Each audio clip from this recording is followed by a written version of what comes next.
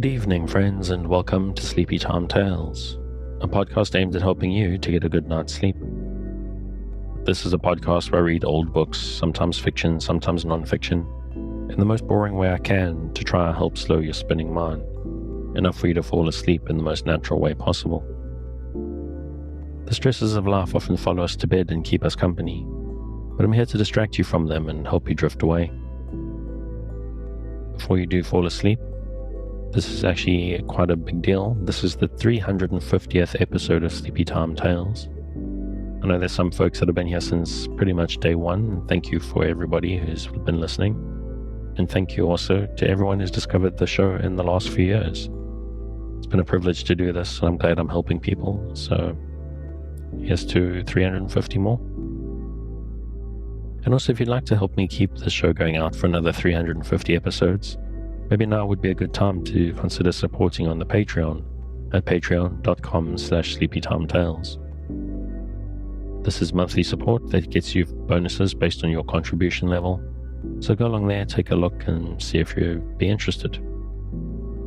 If monthly is a bit much, you can also put a tip in the tip jar. These options are both linked in the show notes. Or you can support Sleepy Time Tales by just spreading the word about it. If you know someone who's struggling to sleep, tell them where to find it, and we'll see if I can help them. Now let's get to our reading, where we're picking up on Anne of Green Gables, the fallout from her temper tantrum, and her first experiences going to Sunday school. This is a really delightful little read. I can see why this one's a classic. So settle down, close your eyes, breathe deeply, and listen closely as I lead you down the path to sleep.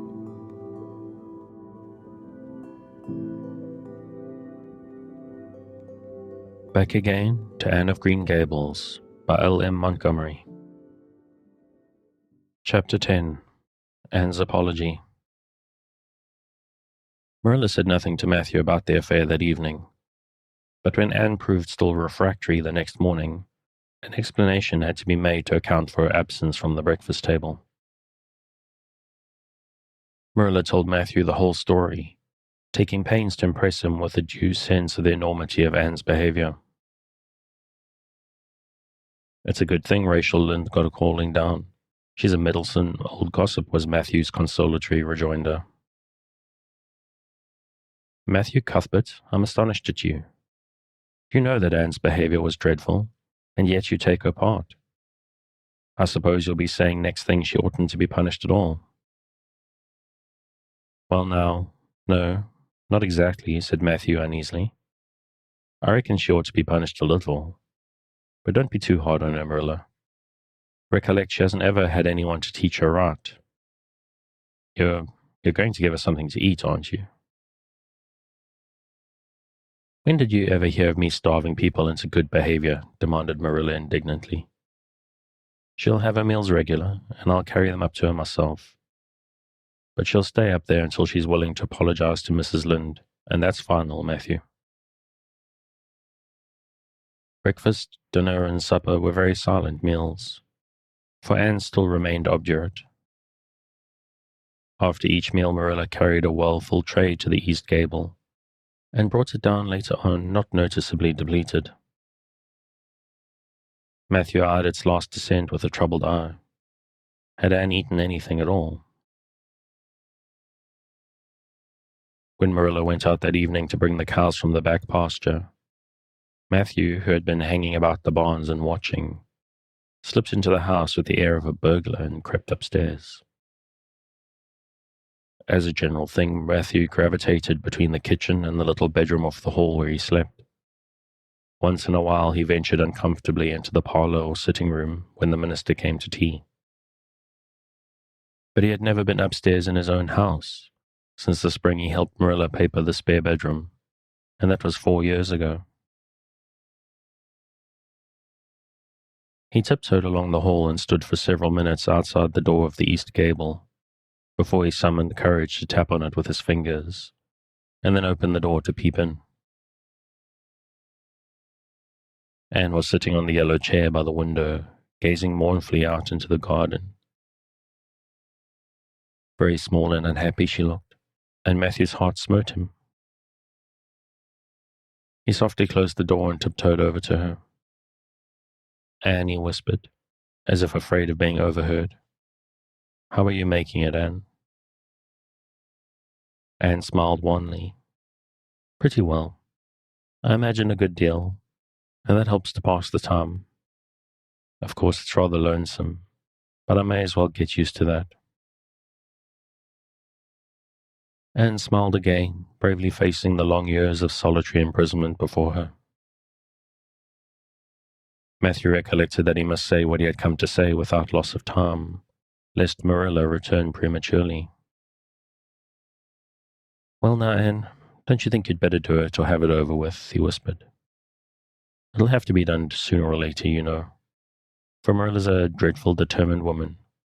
Dreadful determined, Anne. Do it right off, I say, and have it over. Do you mean apologize to Mrs. Lynde? Yes, apologize. That's the very word, said Matthew eagerly. Just smooth it over, so to speak. That's what I was trying to get at. I suppose I could do it to oblige you, said Anne thoughtfully. It would be true enough to say I am sorry, because I am sorry now. I wasn't a bit sorry last night. I was mad clear through, and I stayed mad all night. I know I did, because I woke up 3 times and I was just furious every time. But this morning it was over. I wasn't in a temper any more, and it left a dreadful sort of goneness too. I felt so ashamed of myself. But I just couldn't think of going and telling Mrs. Lynde so. It would be so humiliating. I made up my mind I'd stay shut up here forever rather than do that. But still, I'd do anything for you if you really want me to. Well now, of course I do. It's terrible lonesome downstairs without you. Just go and smooth things over, that's a good girl. Very well, said Anne resignedly. I'll tell Marilla as soon as she comes in I've repented. That's right, Anne. But don't tell Marilla I said anything about it. She might think I was putting my oar in, and I promised not to do that. Wild horses won't drag the secret from me, promised Anne solemnly. How would wild horses drag a secret from a person anyhow? But Matthew was gone, scared at his own success. He fled hastily to the remotest corner of the horse pasture, lest Marilla should suspect what he had been up to. Marilla herself, upon returning to the house, was agreeably surprised to hear a plaintive voice calling, Marilla, over the banisters. Well, she said, going into the hall. I'm sorry I lost my temper and said rude things, and I'm willing to go and tell Mrs. Lynde so. Very well. Marilla's crispness gave no sign of her relief. She had been wondering under what canopy she should do if Anne did not give in. I'll take you down after milking. Accordingly, after milking, behold Marilla and Anne walking down the lane, the former erect and triumphant, the latter drooping and dejected. But halfway down, Anne's dejection vanished as if by enchantment. She lifted her head and stepped lightly along, her eyes fixed on the sunset sky, and an air of subdued exhilaration about her. Marilla beheld the change disapprovingly. This was no meek penitent, such as it behooved her to take into the presence of the offended Mrs. Lynde. What are you thinking of, Anne? She asked sharply. I'm imagining out what I must say to Mrs. Lynde, answered Anne dreamily. This was satisfactory, or should have been so. But Marilla could not rid herself of the notion that something in her scheme of punishment was going askew. Anne had no business looking so rapt and radiant. Rapt and radiant Anne continued until they were in the very presence of Mrs. Lynde, who was sitting knitting by her kitchen window. Then the radiance vanished. Mournful penitence appeared on every feature. Before a word was spoken, Anne suddenly went down on her knees before the astonished Mrs. Rachel, and held out her hands beseechingly. Oh, Mrs. Lynde, I'm so extremely sorry, she said, with a quiver in her voice. I could never express all my sorrow, no, not if I used up a whole dictionary. You must just imagine it. I behaved terribly to you, and I've disgraced the dear friends, Matthew and Marilla, who have let me stay at Green Gables, although I'm not a boy. I'm a dreadfully wicked and ungrateful girl, and I deserve to be punished and cast out by respectable people forever. It was very wicked of me to fly into a temper because you told me the truth. It was the truth. Every word you said was true. My hair is red and I'm freckled and skinny and ugly. What I said to you was true too, but I shouldn't have said it. Oh, Mrs. Lynde, please, please forgive me. If you refuse, it'll be a lifelong sorrow on a poor little orphan girl. Would you, even if you had a dreadful temper? Oh, I am sure you wouldn't. Please say you forgive me, Mrs. Lynde. Anne clasped her hands together, bowed her head, and waited for the word of judgment. There was no mistaking her sincerity. It breathed in every tone of her voice. Both Marilla and Mrs. Lynde recognized its unmistakable ring. But the former understood in dismay that Anne was actually enjoying her valley of humiliation, was reveling in the thoroughness of her abasement. Where was the wholesome punishment upon which she, Marilla, had plumed herself? Anne had turned it into a species of positive pleasure. Good Mrs. Lynde, not being overburdened with perception, did not see this. She only perceived that Anne had made a very thorough apology, and all resentment vanished from her kindly, if somewhat officious heart. There, get up, child, she said heartily. Of course I forgive you. I guess I was a little too hard on you anyway, but I'm such an outspoken person. You mustn't mind me, that's what. It won't be denied your hair is terrible red, but I knew a girl once, went to school with her in fact, whose hair was every mite as red as yours when she was young, but when she grew up it darkened to a real handsome auburn. I wouldn't be a mite surprised if yours did too, not a mite. Oh, Mrs. Lynde, Anne drew a long breath as she rose to her feet. You have given me a hope. I shall always feel that you are a benefactor. Oh, I could endure anything if I only thought my hair would be a handsome auburn when I grew up. It would be so much easier to be good if one's hair was a handsome auburn, don't you think? And now may I go out into your garden and sit on that bench under the apple trees while you and Marilla are talking? There is so much more scope for imagination out there. Laws, yes, run along, child, and you can pick a bouquet of them white June lilies over the corner if you like. As the door closed behind Anne, Mrs. Lynde got briskly up to light a lamp. She's a real odd little thing. Take this chair, Marilla. It's easier than the one you've got. I just keep that for the hired boy to sit on. Yes, she certainly is an odd child, but there is something kind of taking about her after all. I don't feel so surprised at you and Matthew keeping her as I did, nor so sorry for you either. She may turn out all right. Of course, she has a queer way of expressing herself, a little too, well, too kind of forcible, you know. But she'll likely get over that now she's come to live among civilized folks. And then her temper's pretty quick, I guess. But there's one comfort. A child that's a quick temper, just blaze up and cool down, ain't never likely to be sly or deceitful. Preserve me from a sly child, that's what. On the whole, Marilla, I kind of like her. When Marilla went home, Anne came out of the fragrant twilight of the orchard with a sheaf of white narcissi in her hands. I apologized pretty well, didn't I? She said proudly as they went down the lane. I thought since I had to do it, I might as well do it thoroughly. You did it thoroughly, all right enough, was Marilla's comment. Marilla was dismayed at finding herself inclined to laugh over the recollection. She had also an uneasy feeling that she ought to scold Anne for apologizing so well, but then that was ridiculous. She compromised with her conscience by saying severely, I hope you won't have occasion to make many more such apologies. I hope you'll try to control your temper now, Anne. That wouldn't be so hard if people wouldn't twit me about my looks, said Anne with a sigh. I don't get cross about other things, but I'm so tired of being twitted about my hair, and it just makes me boil right over. Do you suppose my hair will really be a handsome auburn when I grow up? You shouldn't think so much about your looks, Anne. I'm afraid you're a very vain little girl. How can I be vain when I know I'm homely? Protested Anne. I love pretty things, and I hate to look in the glass and see something that isn't pretty.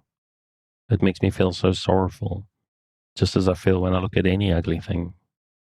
I pity it because it isn't beautiful. Handsome is as handsome does, quoted Marilla. I've had that said to me before, but I have my doubts about it, remarked the skeptical Anne, sniffing at her narcissi. Oh, aren't these flowers sweet? It was lovely of Mrs. Lynde to give them to me. I have no hard feelings against Mrs. Lynde now. It gives you a lovely, comfortable feeling to apologize and be forgiven, doesn't it? Aren't the stars bright tonight? If you could live in a star, which one would you pick? I'd like that lovely, clear, big one away over there above that dark hill. And do hold your tongue, said Marilla, thoroughly worn out, trying to follow the gyrations of Anne's thoughts. Anne said no more until they turned into their lane. A little gypsy wind came down to meet them, laden with the spicy perfume of young dew-wet ferns. Far up in the shadows, a cheerful light gleamed out through the trees from the kitchen at Green Gables. Anne suddenly came close to Marilla and slipped her hand into the older woman's hard palm. It's lovely to be going home and know it's home, she said. I love Green Gables already, and I never loved any place more. No place ever seemed like home. Oh, Marilla, I'm so happy. I could pray right now and not find it a bit hard. Something warm and pleasant welled up in Marilla's heart, a touch of that thin little hand in her own. A throb of the maternity she had missed, perhaps. Its very unaccustomedness and sweetness disturbed her. She hastened to restore her sensations to their normal calm by inculcating a moral. If you'll be a good girl, you'll always be happy, Anne. And you should never find it hard to say your prayers. Saying one's prayers isn't exactly the same thing as praying, said Anne meditatively. But I'm going to imagine that I'm the wind that is blowing up there in those treetops. When I get tired of the trees, I'll imagine I'm gently waving down here in the ferns. And then I'll fly over to Mrs. Lynde's garden and set the flowers dancing. And then I'll go with one great swoop over the clover field. And then I'll blow over the lake of shining waters and ripple it all up into little sparkling waves. Oh, there's so much scope for imagination in a wind. So I'll not talk any more just now, Marilla. Thank goodness for that, breathed Marilla in devout relief.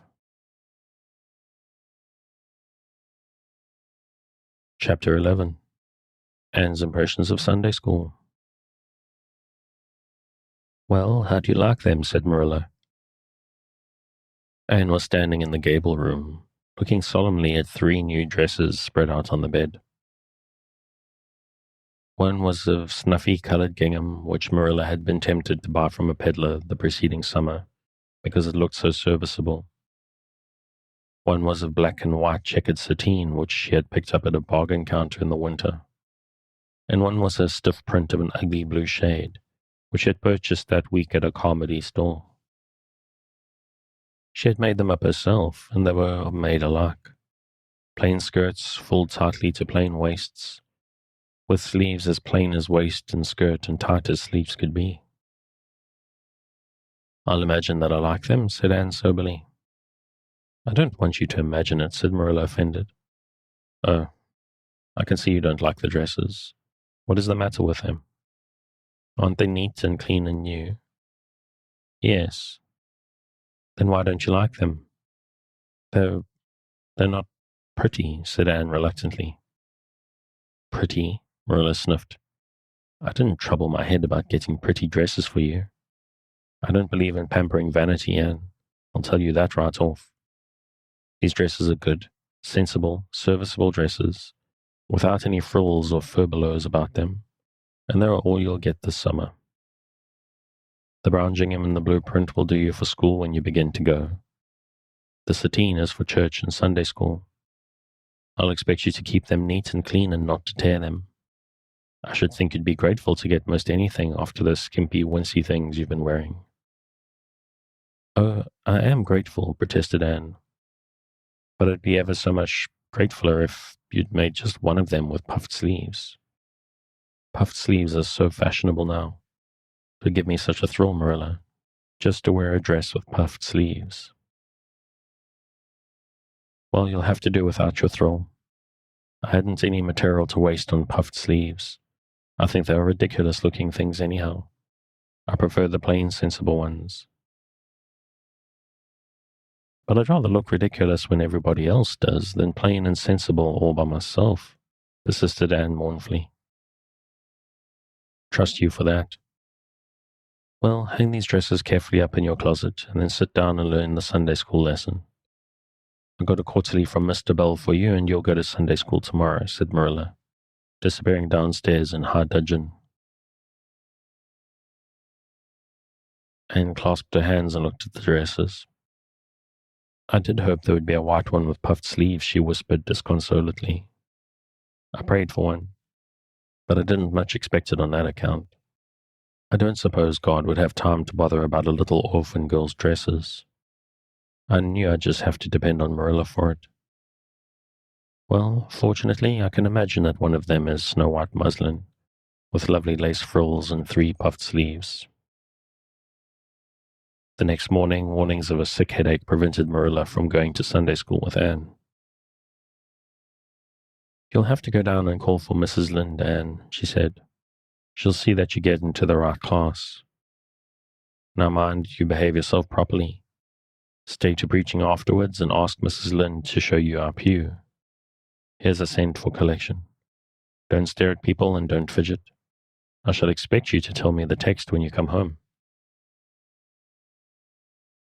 Anne started off irreproachable, arrayed in the stiff black and white sateen, which, while decent as regards length and certainly not open to the charge of skimpiness, contrived to emphasize every corner and angle of her thin figure. Her hat was a little flat, glossy new sailor, the extreme plainness of which had likewise much disappointed Anne, who had permitted herself secret visions of ribbon and flowers.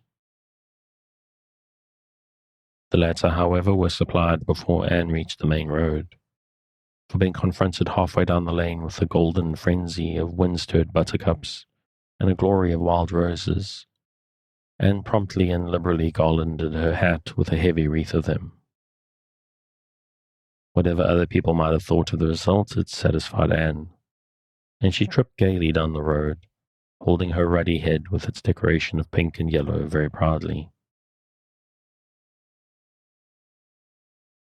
When she had reached Mrs. Lynde's house, she found the lady gone. Nothing daunted, Anne proceeded onward to the church alone. In the porch she found a crowd of little girls, all more or less gaily attired in whites and blues and pinks, and all staring with curious eyes at the stranger in their midst, with their extraordinary head adornment. Avonlea little girls had already heard queer stories about Anne. Mrs. Lynde said she had an awful temper. Jerry Boat, the hired boy at Green Gables, said she talked all the time to herself, or to the trees and the flowers like a crazy girl. They looked at her and whispered to each other behind their quarterlies. Nobody made any friendly advances then or later on, when the opening exercises were over, and Anne found herself in Miss Rogerson's class. Miss Rogerson was a middle-aged lady who had taught a Sunday school class for 20 years. Her method of teaching was to ask the printed questions from the quarterly, and look sternly over its edge at the particular little girl she thought ought to answer the good question. She looked very often at Anne, and Anne, thanks to Marilla's drilling, answered promptly, but it may be questioned if she understood very much about either question or answer. She did not think she liked Miss Rogerson, and she felt very miserable. Every other little girl in the class had puffed sleeves, and felt that life was really not worth living without puffed sleeves. Well, how did you like Sunday school? Marilla wanted to know when Anne came home. Her wreath having faded, Anne had discarded it in the lane, so Marilla was spared the knowledge of that for a time. I didn't like it a bit. It was horrid. Anne Shirley, said Marilla rebukingly. Anne sat down on the rocker with a long sigh, kissed one of Bonnie's leaves and waved her hand to blossoming fuchsia. They might have been lonesome while I was away, she explained. And now about the Sunday school. I behaved well, just as you told me. Mrs. Lynde was gone, but I went right on myself. I went into the church with a lot of other little girls, and I sat in the corner of a pew by the window while the opening exercises went on.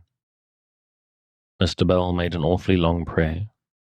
I would have been dreadfully tired before he got through if I hadn't been sitting by that window. But it looked right out on the lake of shining waters, so I just gazed at that and imagined all sorts of splendid things. You shouldn't have done anything of the sort. You should have listened to Mr. Bell. But he wasn't talking to me, protested Anne. He was talking to God, and he didn't seem to be very much interested in it either. I think he thought God was too far off, though. There was a long row of white birches hanging over the lake, and the sunshine fell down through them, way, way down deep into the water. Oh, Marilla, it was like a beautiful dream. It gave me a thrill, and I just said, "Thank you for it, God," 2 or 3 times. Not out loud, I hope, said Marilla anxiously. Oh no, just under my breath. Well, Mr. Bell did get through at last, and they told me to go into the classroom with Mrs. Rogerson's class. There were 9 other girls in it. They all had puffed sleeves. I tried to imagine mine were puffed too, but I couldn't. Why couldn't I? It was as easy as could be to imagine they were puffed when I was alone in the east gable. But it was awfully hard there among the others who had really, truly puffs. You shouldn't have been thinking about your sleeves in Sunday school. You should have been attending to the lesson. I hope you knew it. Oh, yes, and answered a lot of questions.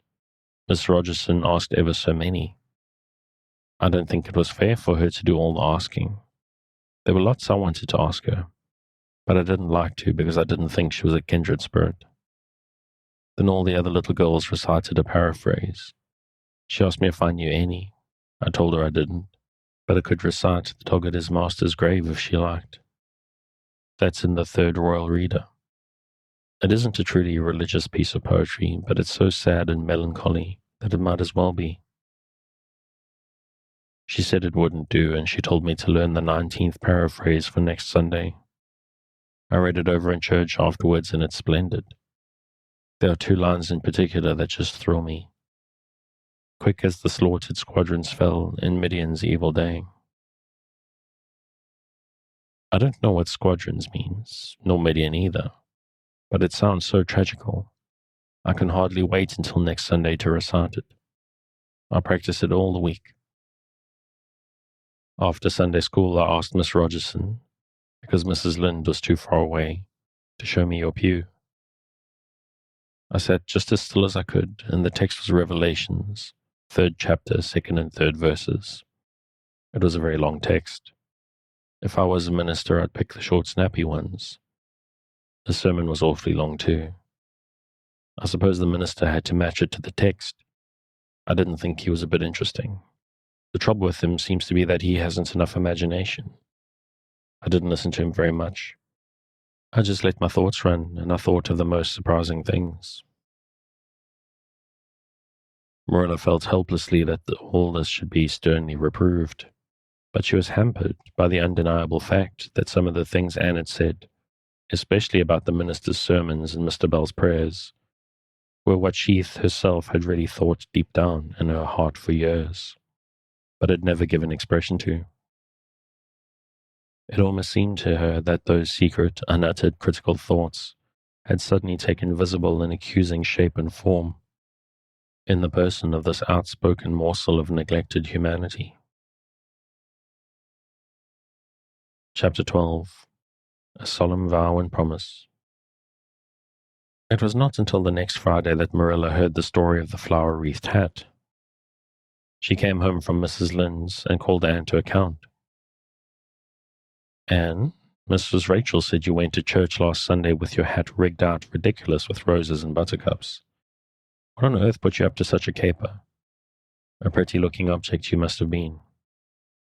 Oh, I know pink and yellow aren't becoming to me, began Anne.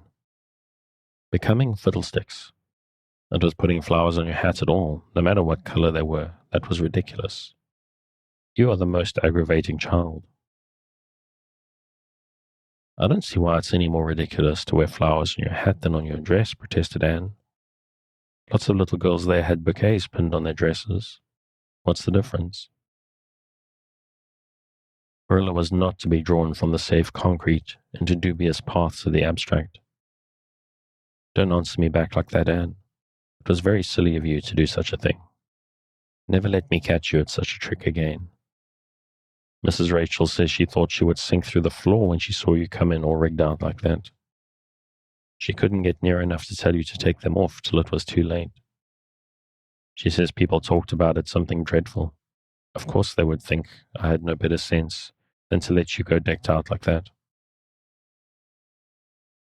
I'm so sorry, said Anne, tears welling into her eyes. I never thought you'd mind. The roses and buttercups were so sweet and pretty, I thought they would look lovely on my hat. Lots of little girls had artificial flowers on their hats. I'm afraid I'm going to be a dreadful trial to you. Maybe you'd better send me back to the asylum. That would be terrible. I don't think I could endure it. Most likely I would go into consumption. I'm so thin as it is, you see. But that would be better than being a trial to you. Nonsense, said Marilla, vexed at herself for having made the child cry. I don't want to send you back to the asylum, I'm sure. All I want is that you should behave like other little girls and not make yourself ridiculous. Don't cry any more. I've got some news for you. Diana Barry came home this afternoon. I'm going up to see if I can borrow a skirt pattern from Mrs. Barry, and if you like, you can come with me and get acquainted with Diana. Anne rose to her feet with clasped hands, the tears still glistening on her cheeks. The dish towel she had been hemming slipped unheeded to the floor. Oh, Marilla, I'm frightened. Now that it has come, I'm actually frightened. What if she shouldn't like me? It would be the most tragical disappointment of my life. Now, don't get into a fluster, and I do wish you wouldn't use such long words. It sounds so funny, little girl. I guess Diana will like you well enough. It's her mother you've got to reckon with. If she doesn't like you, it won't matter how much Diana does. If she has heard about your outburst to Mrs. Lynde and going to church with buttercups round your hat, I don't know what she'll think of you. You must be polite and well-behaved, and don't make any of your startling speeches. For pity's sake, if the child isn't actually trembling. Anne was trembling. Her face was pale and tense. Oh, Marilla, you'd be excited too if you were going to meet a little girl you hoped to be your bosom friend, and whose mother mightn't like you, she said as she hastened to get her hat. They went over to Orchard Slope by the shortcuts across the brook and up the Furry Hill Grove. Mrs. Barry came to the kitchen door in answer to Marilla's knock. She was a tall, black-eyed, black-haired woman with a very resolute mouth. She had the reputation of being very strict with her children. How do you do, Marilla? She said cordially. Come in. And this is the little girl you have adopted, I suppose. Yes, this is Anne Shirley, said Marilla. Spelled with an E, gasped Anne, who, tremulous and excited as she was determined there should be no misunderstanding on that important point. Mrs. Barry, not hearing or not comprehending, merely shook hands and said kindly, How are you? I am well in body, although considerably rumpled up in spirit, thank you, ma'am, said Anne gravely. Then aside to Marilla in an audible whisper, There wasn't anything startling in that, was there, Marilla? Diana was sitting on the sofa, reading a book, which she dropped when the callers entered. She was a very pretty little girl, with her mother's black eyes and hair and rosy cheeks, and the merry expression which was her inheritance from her father. "This is my little girl Diana," said Mrs. Barry. "Diana, you might take Anne out into the garden and show her your flowers. It will be better for you than straining your eyes over that book. She reads entirely too much," this to Marilla as the little girls went out. "And I can't prevent her, for her father aids and abets her. She is always poring over a book. I'm glad she has the prospect of a playmate. Perhaps it will take her more out of doors." Outside in the garden, which was full of mellow sunset light, streaming through the dark old firs to the west of it, stood Anne and Diana, gazing bashfully at each other over a clump of gorgeous tiger lilies. The Barry garden was a bowery wilderness of flowers which would have delighted Anne's heart at any time less fraught with destiny. It was encircled by huge old willows and tall firs, beneath which flourished flowers that loved the shade. Prim, right-angled paths neatly bordered with clamshells intersected it like moist red ribbons, and the beds between old-fashioned flowers ran wide. There were rosy bleeding hearts and great splendid crimson peonies, white fragrant narcissi and thorny sweet Scotch roses, pink and blue and white columbines, and lilac-tinted bouncing bets, clumps of southernwood and ribbon grass and mint, purple Adam and Eve, daffodils and masses of sweet clover, white with its delicate, fragrant, feathery sprays. Scarlet lightning that shot its fiery lances over prim white musk flowers. A garden it was where sunshine lingered, and bees hummed and winds, beguiled into loitering, purred and rustled. "Oh, Diana," said Anne at last, clasping her hands and speaking almost in a whisper. "Do you think you can like me a little, enough to be my bosom friend?" Diana laughed. Diana always laughed when she spoke. "Well, I guess so," she said frankly. "I'm awfully glad you've come to live at Green Gables. It will be jolly to have somebody to play with. There isn't any other girl who lives near enough to play with, and I've no sisters big enough." "Will you swear to be my friend forever and ever?" demanded Anne eagerly. Diana looked shocked. "Why, it's dreadfully wicked to swear," she said rebukingly. "Oh no, not my kind of swearing. There are two kinds, you know." "I never heard of but one kind," said Diana doubtfully. "There really is another. Oh, it isn't wicked at all. It just means vowing and promising solemnly." "Well, I don't mind doing that," agreed Diana, relieved. "How do you do it?" "We must join hands so," said Anne gravely. "It ought to be over running water. We'll just imagine this path is running water. I'll repeat the oath first. I solemnly swear to be faithful to my bosom friend, Diana Barry, as long as the sun and moon shall endure. Now you say it and put my name in it." Diana repeated the oath with a laugh fore and aft. Then she said, "You're a queer girl, Anne. I heard before you were queer, but I believe I'm going to like you real well." When Marilla and Anne went home, Diana went with them as far as the log bridge. The two little girls walked with their arms about each other. At the brook they parted with many promises to spend the next afternoon together. "Well, did you find Diana a kindred spirit?" asked Marilla as they went up through the garden of Green Gables. "Oh yes," sighed Anne, blissfully unconscious of any sarcasm on Marilla's part.